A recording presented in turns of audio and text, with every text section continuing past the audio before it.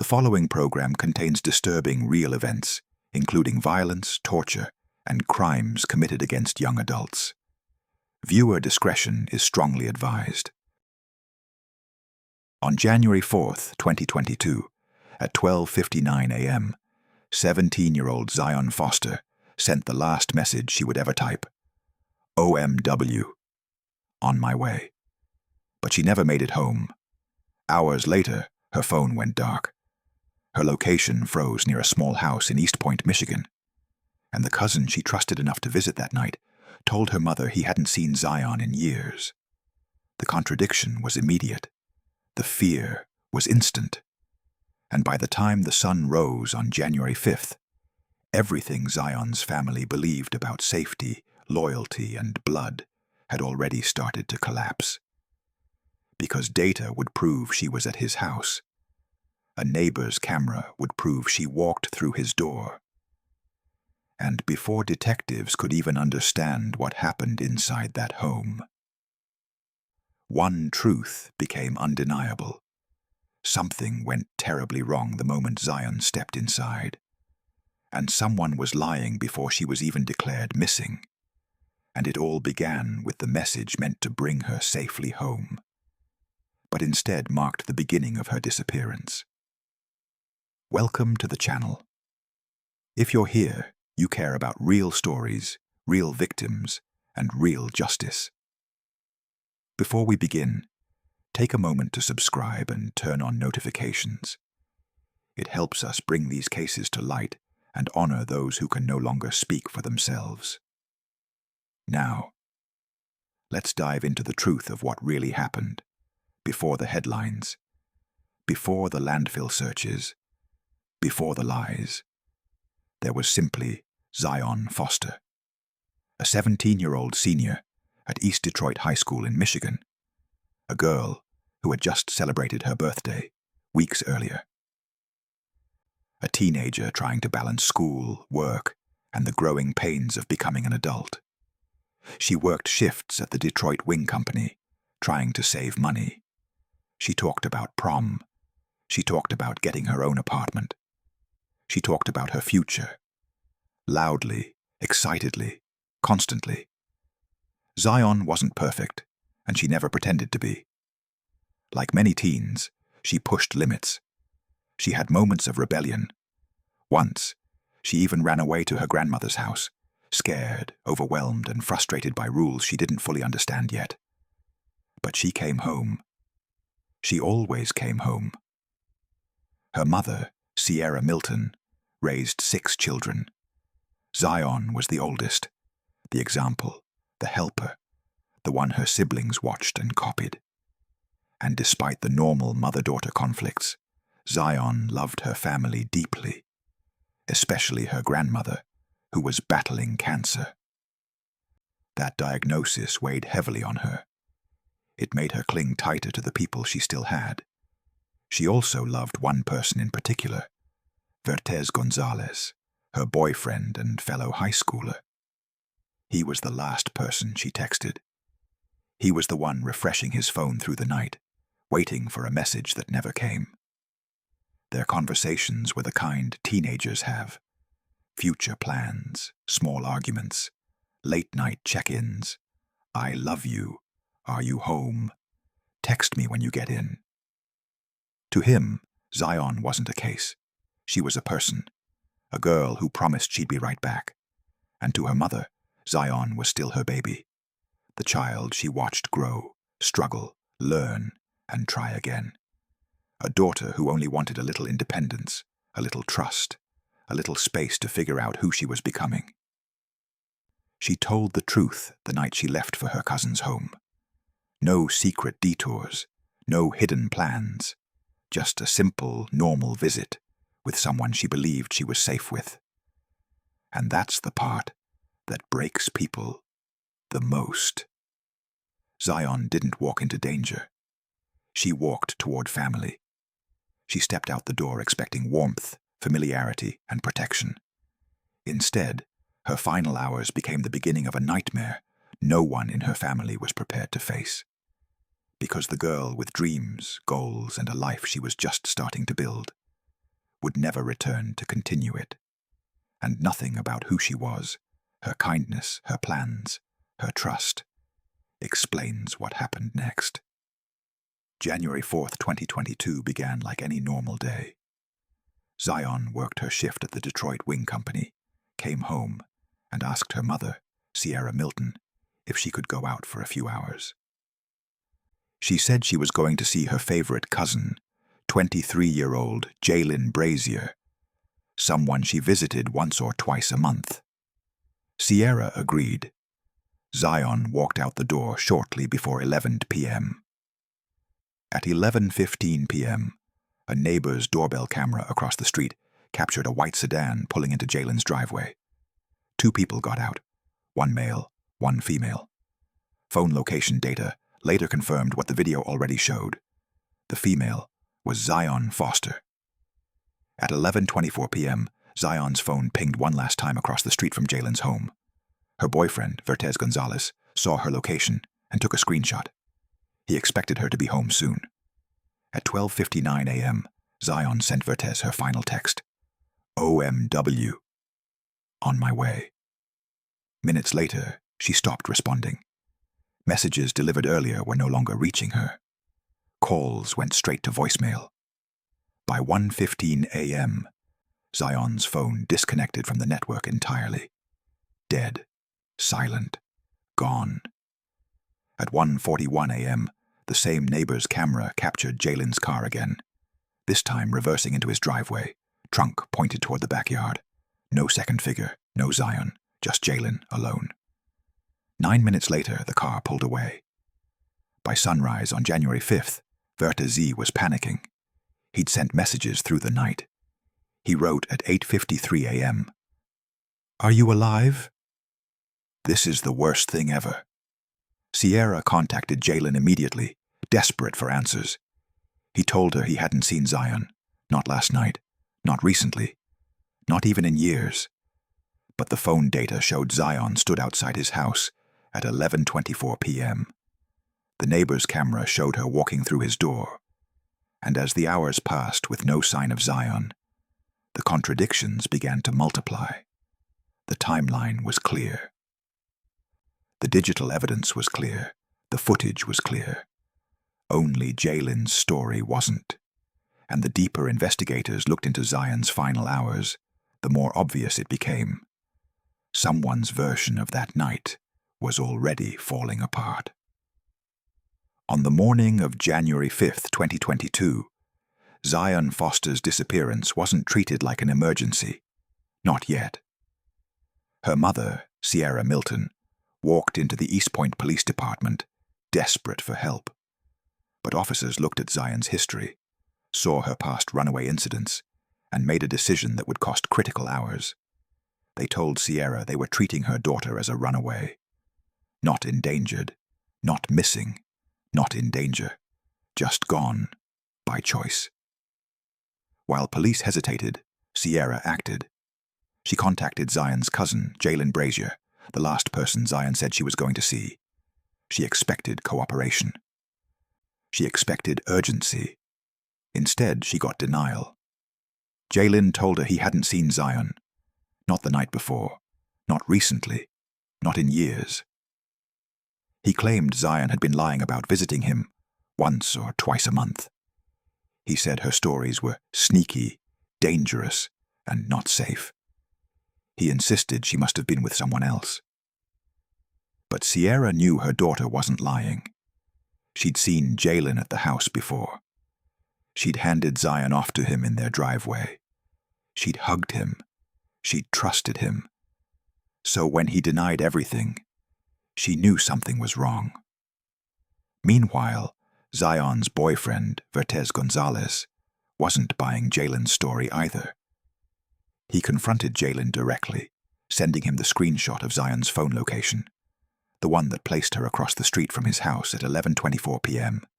Irrefutable evidence. A digital map of the truth. Jaylin didn't admit anything. Instead, he responded with more deflection. He claimed Zion must have been visiting someone near him, a neighbor, a friend, anyone but him. He even suggested she used him as a cover story, an excuse to see someone else. But if that were true, why did her phone die minutes after she left his home? Why was he so desperate to remove himself from the situation? Why did he keep repeating that he wanted to be kept out of it?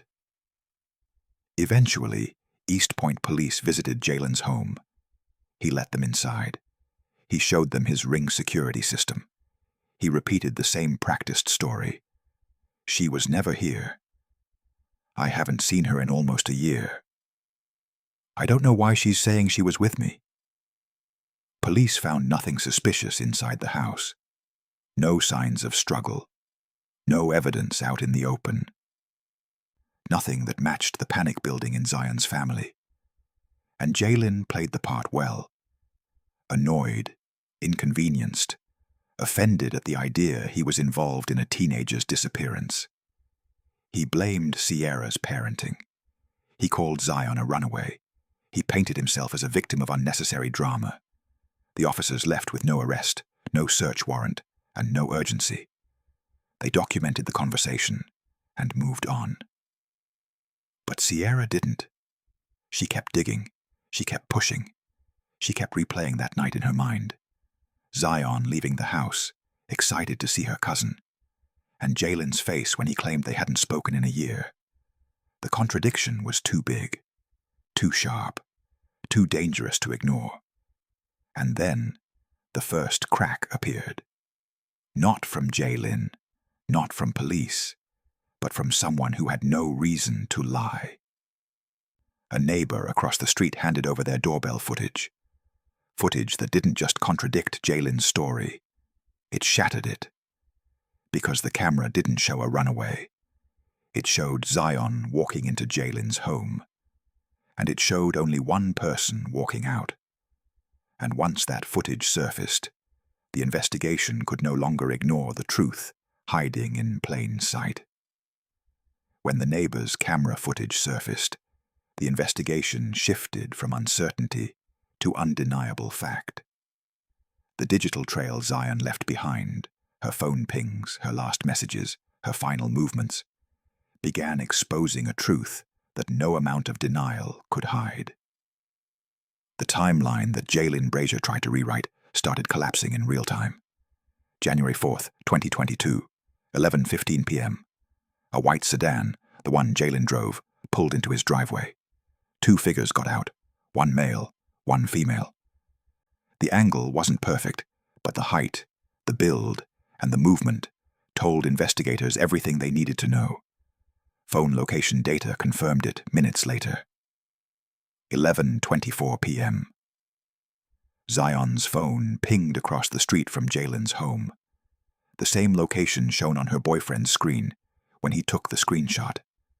The same location contradicting every word Jaylin told her mother and police. Zion wasn't at a neighbor's house. She wasn't hiding. She wasn't wandering around the street. She was inside the home of the cousin, who claimed he hadn't seen her in almost a year. The digital record was unshakable. As the minutes passed, the signals tightened. Zion's phone remained in the same location, unmoving, while she exchanged messages with Vertez Gonzalez, the last person she ever contacted. And at 12:59 a.m., she sent him her final text, the one that should have led her safely home, OMW. On my way. But the data showed she never left. Her phone never left. The message was sent from inside Jaylin's neighborhood, and immediately after, everything went quiet. 1:15 a.m. Zion's phone disconnected from the network completely. Not low battery, not bad service, dead, shut off, gone. Her digital presence vanished in the very area Jaylin insisted she never visited.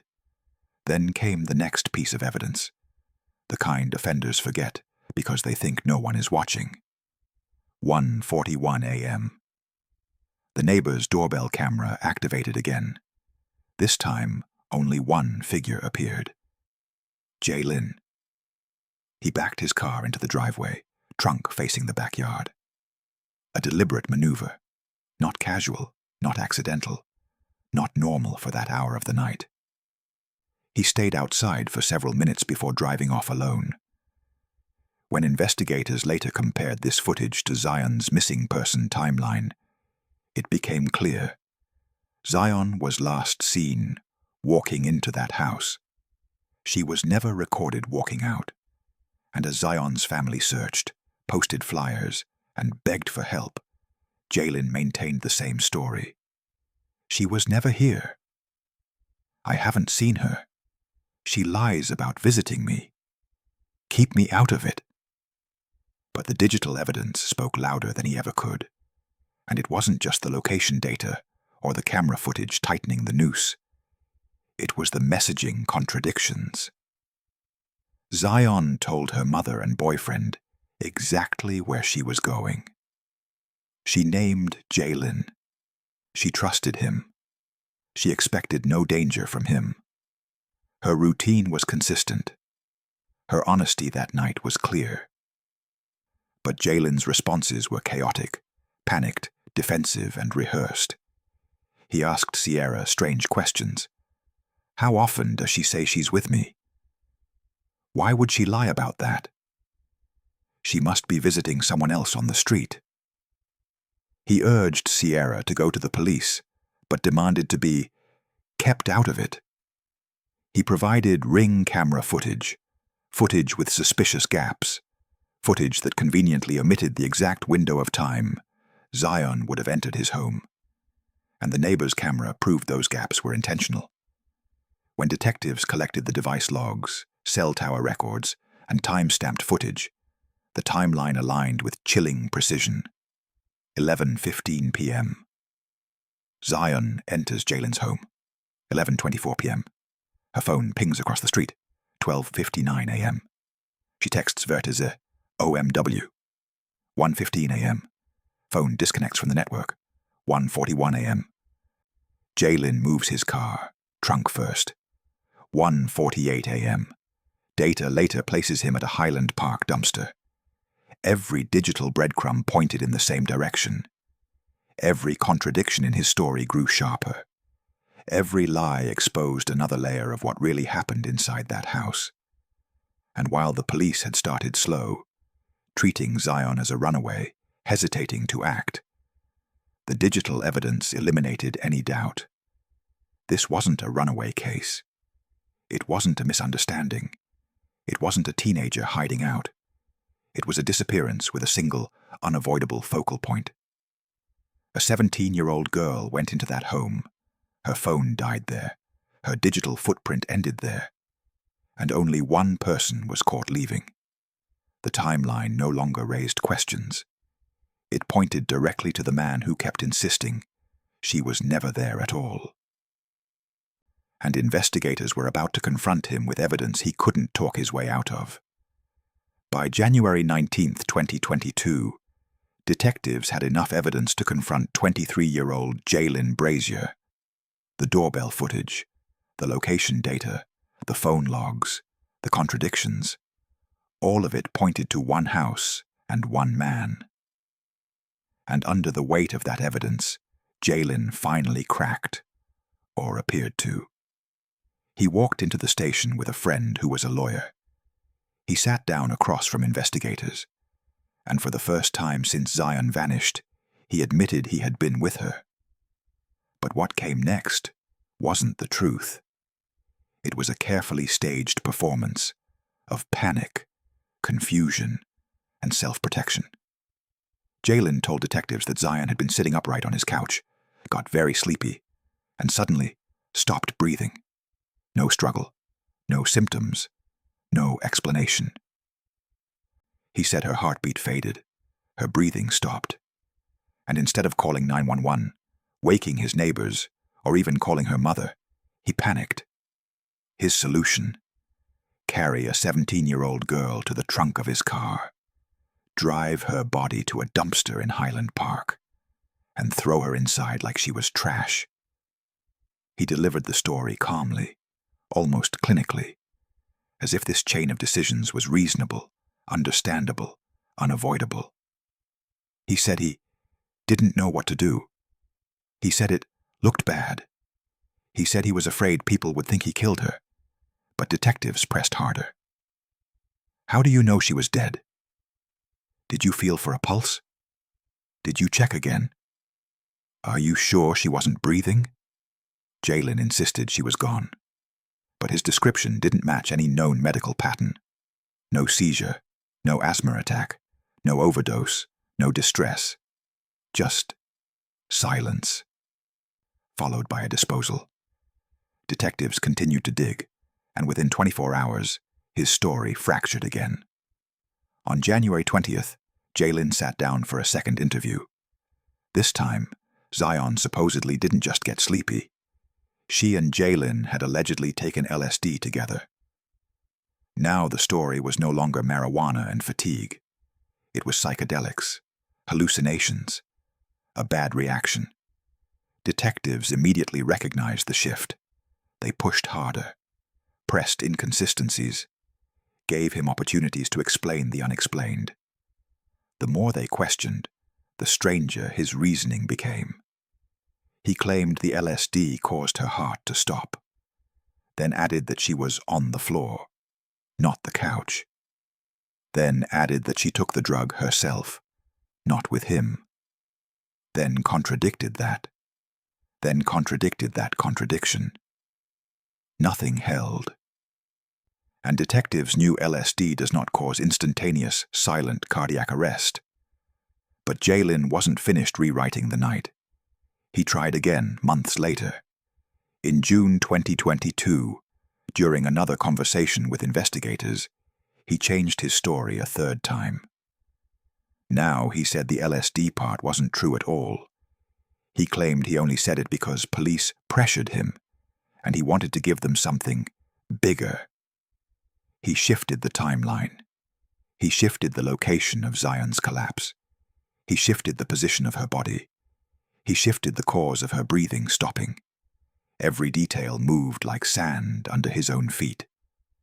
The truth didn't change. Only his story did. Behind all this, detectives uncovered that Jaylin had factory reset his phone 2 days after Zion vanished, erasing data, messages, and searches. But cloud storage recovered enough to show Jaylin was Googling, "Are garbage trucks also compactors? What is the force of a garbage truck compactor? How do police get your phone history? How do you know if police are watching you?" These were not the actions of a grieving cousin. These were not the actions of a man who wanted Zion found. These were the actions of someone terrified of what police would uncover. And while Jaylin tried to paint himself as confused, scared, overwhelmed, the evidence showed calculation, preparation, and concealment. He changed his story every time evidence closed in. He lied to Zion's mother. He lied to the police. He lied about the last time he saw her. He lied about the cause of death. He lied about the drugs. He lied about his emotions. He lied about his actions. And every lie forced investigators to start again, reevaluate, and rebuild the timeline he kept trying to distort. Because one detail never changed. Zion walked into his home at 11:15 p.m. She never walked out. Her phone died nearby. And Jaylin was caught on camera repositioning his car in the middle of the night. If this was the truth, why did the story keep changing? If you're still here with me, take a second to hit like and make sure you're subscribed for more true stories like this. And tell me, what's your honest take on this case? Once Jaylin Brazier admitted he dumped Zion Foster's body in a dumpster in Highland Park, the investigation entered its most grueling phase. A phase that demanded science, manpower, and a level of determination few cases ever require. Because by the time he finally told police where he left her, days had passed. And that dumpster, the one he claimed held Zion's body, had already been emptied. Its contents were transported to one of the largest waste sites in Michigan, the Lenox Township landfill, a facility that compacts and buries thousands of tons of trash every week. Finding one 17-year-old girl inside that mountain of waste would be almost impossible. Almost, but not unacceptable. Detectives refused to stop. On January 24, 2022, a full-scale search operation began. Local police, Macomb County Public Works, environmental experts, heavy machinery operators, hazmat teams, dozens of volunteers, and later, federal assistance from the FBI. They all converged on that landfill. Search grids were drawn, trash layers were mapped, truck routes were traced back minute by minute, load by load. Every detail of the garbage transfer system, compaction, transport, dumping, was analyzed to calculate exactly where Zion's remains might be buried. It was one of the largest landfill searches in Michigan's history. Workers stood knee-deep in mountains of waste, dressed in hazmat suits, digging with shovels, rakes, and their own gloved hands. Massive excavators tore into compacted stacks of refuse, each layer crushed by thousands of pounds of pressure. Cadaver dogs were brought in, trained to detect human decomposition, even in environments overwhelmed with odor and contamination. They walked the mounds methodically, handlers watching every shift in body language. For weeks they searched, every day cold, every day dangerous, every day without a single piece of Zion's clothing, jewelry, hair, or remains. Compaction science became their enemy. A single garbage truck can compress waste with forces exceeding 2,000 psi, enough to crush bones, destroy clothing, and eliminate recognizable remains. In the brutally honest words of one landfill specialist, time and pressure can erase a person. But detectives didn't quit. While teams clawed through the landfill, forensic specialists worked the digital side. They reconstructed Jaylin's movements through phone tower pings. They matched his 1:48 a.m. route to the exact dumpster his phone traveled toward, the same one investigators had already traced to the landfill. The physical and digital timelines aligned perfectly. Zion's phone died at 1:15 a.m. Jaylin's phone moved toward the dumpster at 1:48 a.m. The garbage system moved the load within hours. The landfill buried it in days. Everything fit. Everything except Jaylin's shifting stories. Science contradicted him. Timeline contradicted him. His own phone contradicted him. And still, despite the evidence, there was no trace of Zion. By the end of February, search teams had sifted through thousands of tons of compacted waste, layer after layer of foul, crushing, suffocating debris. Some volunteers fainted, others vomited. All of them kept searching. They found clothing, bones, teeth, plastic, containers, everything except Zion. By March, they were forced to pause the search, not because they wanted to, but because the landfill had become too unstable and too dangerous to continue without risking lives. The official announcement was devastating. No remains found. And yet, even without a body, forensic evidence continued unraveling Jaylin's lies. Phone data showed he lied about where he drove. He lied about when Zion lost consciousness. He lied about deleting nothing from his phone, despite performing a full factory reset 2 days after she vanished. He lied about the drugs. He lied about the time she died. He lied about the position of her body. He lied about everything. But the biggest scientific breakthrough came from the one thing he forgot to control: the cloud. Even after resetting his phone, investigators recovered Google searches made on January 7th, 3 days after Zion disappeared. Are garbage trucks also compactors? What is the force of a garbage truck compactor? How do police get your phone history? How do you know if police are watching you? These weren't panic searches from a man mourning a sudden loss. These were the actions of someone trying to understand how thoroughly a body would be destroyed, and how closely police were closing in. Digital forensics had given investigators something the landfill couldn't. A window into his mind. A window into fear. A window into planning. A window into guilt. And that window was about to reveal something Jaylin never expected. Evidence that didn't just contradict his lies, but proved a darker truth he could no longer outrun. When May 2024 arrived, the courtroom finally became the place where every lie, every search, every message, and every contradiction would be exposed under oath.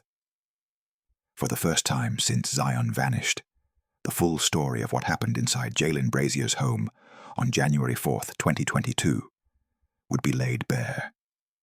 Not by rumor, but by evidence. The state entered with a clear theory. Zion Foster did not die by accident. She died because Jaylin acted on impulses he had been hiding for years. And when she died inside his home, he disposed of her body to destroy the evidence. Prosecutors showed the jury 4,000 recovered messages between Zion and Jaylin. Messages pulled from Zion's old phone, the one she left at home. Messages he thought were gone forever. Those texts painted a chilling picture. Jaylin had been grooming her, calling her late at night, inviting her over when his girlfriend wasn't home, flirting, complimenting, asking if people thought they were a couple. Telling Zion his own girlfriend, Katrina, was jealous of her, calling himself a god with women. The state argued that Jaylin's behavior wasn't new, it was a pattern. And on the night Zion visited, something crossed a line. Then came the pornographic search history recovered from his cloud. Searches for cousin, step-cousin, and violent sexual content. Prosecutors said these were not coincidences. They were motive. The state's expert witnesses dismantled every version of Jaylin's story. A forensic anthropologist reviewed Zion's medical records and testified that she had no history of seizures, contradicting the defense's suggestion that she died suddenly from one. An asthma attack? Also impossible. Asthma causes visible distress, gasping, panic, the direct opposite of the silent collapse Jaylin described. Digital experts walked the jury through his factory reset on January 6th, his Google searches about garbage compactors, and his movement data showing the route to the Highland Park dumpster at 1:48 a.m. Cadaver dog handlers testified about the dogs alerting at the trunk of Jaylin's car, a detail consistent with his own admission. Then came the jail calls, recordings of Jaylin using other inmates' codes to hide his voice, recordings of him asking Katrina, "Anything major happen?" repeatedly, obsessively, recordings of relief when she told him nothing was found, recordings where he referred to the landfill search as looking for cutting himself off before saying corpse. These were the calls of a man who did not want Zion found. Meanwhile, the defense had a much narrower theory. Jaylin panicked. They argued Zion may have had an unknown medical condition. They pointed to one moment Verta Z described, a time Zion briefly fainted, to suggest seizure disorder. But Zion's mother, Sierra Milton, and hundreds of pages of medical records crushed that argument immediately. Zion had never been diagnosed with epilepsy. She was never prescribed seizure medication. She had never experienced seizures in her medical history. The defense offered no expert to counter this. Their alternative: a claim that LSD caused her sudden death. But the state reminded the jury. Jaylin already admitted this wasn't true. He admitted he fabricated the LSD story because he felt pressured and wanted to add details. Every version of his story collapsed under its own weight. And then the final piece. The scratch. When Jaylin picked up Katrina from work at nearly 3 a.m., hours after Zion's phone went dead, she noticed a deep, fresh scratch running across his collarbone. He blamed the cat, but Katrina had lived with that cat for years. In all that time, it had never scratched deep enough to draw blood. The timeline, the surveillance, the phone data, the reset, the searches, the jail calls, the scratch, the messages, every piece pointed in one direction. A direction Jaylin never expected prosecutors to build so completely. Finally, the state closed with a single devastating truth. 2 people know what happened in that house. 1 is dead. The other changed his story every time evidence caught him. The courtroom went silent. 12 jurors sat with everything: the lies, the science, the patterns, the motive, the timeline, the forensic trail. Their decision would not bring Zion home. It would not rewind the night of January 4th. It would not uncover the remains her family searched for across 6 brutal months. But their verdict would decide whether the man who hid the truth for so long would finally face justice. And when the jury walked back into the courtroom, everything, for both families, was about to change. On May 2024, after 2 weeks of testimony, 32 witnesses, and a mountain of digital evidence, the jury returned to the courtroom. It took them just 30 minutes to make their decision. Jaylin Brazier stood motionless as the foreperson read the verdict. Guilty of second-degree murder. Guilty of tampering with evidence. No emotion, no shock, just silence. The kind that follows when lies finally collapse. Across the room, Zion's family held on to each other. Tears, trembling hands, relief, grief, all hitting at once. They had waited 2 years for this moment. 2 years of flyers, searches, vigils, and unanswered questions. 2 years without Zion. But even the verdict couldn't give them the one thing they wanted most: her remains. Before sentencing, Jaylin spoke. He insisted he never hurt Zion. He insisted he panicked. He insisted the court had the wrong picture of him. But the judge had heard enough. Judge Donald Knapp delivered the reasoning with the same blunt clarity the evidence demanded. He noted how Jaylin lied to police, how he reset his phone 2 days after she vanished, how he manipulated family, how he left 2 young children alone in the house while he disposed of Zion's body, how he changed his story every time he was confronted with facts, how he showed no genuine remorse. He told the court that the delays in the investigation, the landfill search, the missing body, the uncertainty, all existed because of Jaylin's choices. Then came the sentence: 30 to 90 years for second-degree murder, an additional 5 to 10 years for tampering with evidence, consecutive, a minimum of 35 years in prison. Zion's mother exhaled, the kind of breath only a grieving parent understands. She later said her body trembled as the words were read, but for the first time since January 2022, she felt seen. She said, "They saw she was loved. She is loved." The prosecutors agreed. They said the digital evidence told the truth Zion never got to speak. They said the jury saw through every version of Jaylin's story. They said justice, at least the courtroom kind, was served. But justice doesn't erase absence. Because as of today, Zion Foster's body has never been found. Over 70 volunteers, law enforcement officers, garbage facility workers, and environmental teams searched for nearly 6 months. They dug through thousands of tons of compacted landfill debris.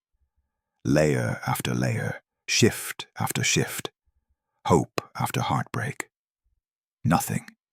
Not a shoe, not a strand of hair, not a piece of clothing, just silence, just space where a teenage girl should have been. The unanswered questions linger. What exactly happened inside that house? How did she die? Why did he dispose of her instead of calling for help? Was it panic Or something darker? Did she fight? Did she know what was happening? Did she suffer alone? Only 2 people knew. One is gone. The other is a convicted murderer who changed his story every time the truth edged closer. Today, Jaylin sits in prison, awaiting permanent placement in general population. Zion's family continues to honor her memory. They speak her name. They fight for her. They keep her spirit alive even without a gravesite to visit. The verdict brought accountability. The sentence brought consequences. The trial brought truth to daylight. But closure requires answers that will never come, because the one person who could give Zion back to her family refused to do it when it mattered most, and refuses still. Justice came, but the story remains unfinished. And somewhere, beneath layers of earth and unanswered questions, a family is still waiting for the last piece of their daughter to come home. Thank you for staying with me through this difficult story. Cases like this deserve to be seen, heard, and remembered. If this moved you, please take a moment to like, subscribe, and turn on notifications so these stories continue to reach the people who care about justice. And to everyone who supports this channel, your presence, your comments, your empathy, it means more than you know.